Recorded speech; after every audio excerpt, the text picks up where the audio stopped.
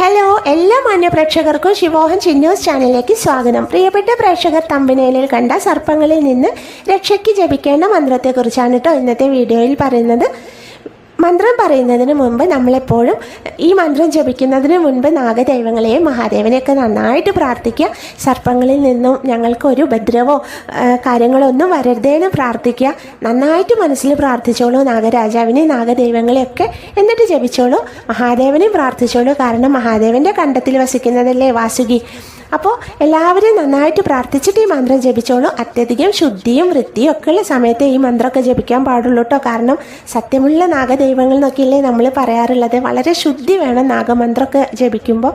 അതിരാവിലെ കുളി കഴിഞ്ഞേ ജപിക്കാവൂ. നോൺ വെജ് ഒന്നും കഴിച്ചിട്ട് ഇങ്ങനത്തെ മന്ത്രങ്ങൾ ജപിക്കേണ്ട കേട്ടോ. ശുദ്ധമായ സമയത്ത് രാവിലെ കുളിച്ചിട്ട് ജപിച്ചാൽ മതി. അപ്പോൾ കുഴപ്പമില്ലല്ലോ. നമ്മൾ രാവിലെ ഒന്നും അങ്ങനത്തെ കാര്യങ്ങളൊന്നും കഴിക്കില്ലല്ലോ. അപ്പോൾ അതിരാവിലെ നല്ല വൃത്തിയായി കുളിച്ച് ശുദ്ധമായ സമയത്തൊക്കെ ജപിച്ചാൽ മതി. ഇത് നിർബന്ധപൂർവ്വം ജപിക്കാനൊന്നും പറയണില്ല കേട്ടോ. നമുക്ക് രക്ഷ വേണം. നമ്മളെ വീടുകളിലൊക്കെ ഇപ്പോൾ കാണൊക്കെ ആണെങ്കിൽ ജപിച്ചാൽ മതി. അതല്ലാതെ ഉപദ്രവമൊന്നും ഇല്ലാത്ത ഒരു സാഹചര്യമാണെങ്കിൽ നിർബന്ധമൊന്നും പറയണില്ല. എന്നും ജപിച്ചാലും നല്ലതാണ്.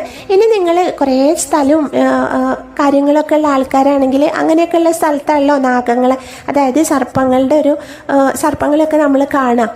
അപ്പോൾ അങ്ങനെയൊക്കെയുള്ള വീടുകളൊക്കെ ഉള്ളവരാണെങ്കിൽ ജപിച്ചോളൂ. വളരെയധികം നല്ലതാവും. ഇതാണ് മന്ത്രം. അനന്തവാസുകിം ശേഷം പത്മനാഭം ച കമ്പളം ശംഖപാലം ധൃതരാഷ്ട്രം തക്ഷകം കാളിയം തഥാ മുനിരാജം ആസ്തികം നമ. ഒന്നുകൂടി പറയാം. അനന്തവാസുകിം ശേഷം പത്മനാഭം ച കമ്പളം ശംഖപാലം ധൃതരാഷ്ട്രം തക്ഷകം കാളിയം തഥാ മുനിരാജം ആസ്തികം നമ. എന്നും രാവിലെ മുടങ്ങാതെ ജപിച്ചാൽ നല്ലതാണ് കേട്ടോ. ഞാൻ നേരത്തെ പറഞ്ഞ പോലെ നിർബന്ധമായിട്ട് പറയുന്നില്ല. സാഹചര്യത്തിനനുസരിച്ച് ചെയ്തോളൂ.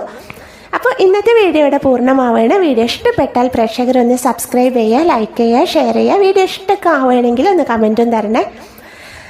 അപ്പോൾ എല്ലാ പ്രേക്ഷകർക്കും എല്ലാ നന്മകളും ഉണ്ടാകട്ടെ എന്ന് പ്രാർത്ഥിക്കുകയാണ്. താങ്ക്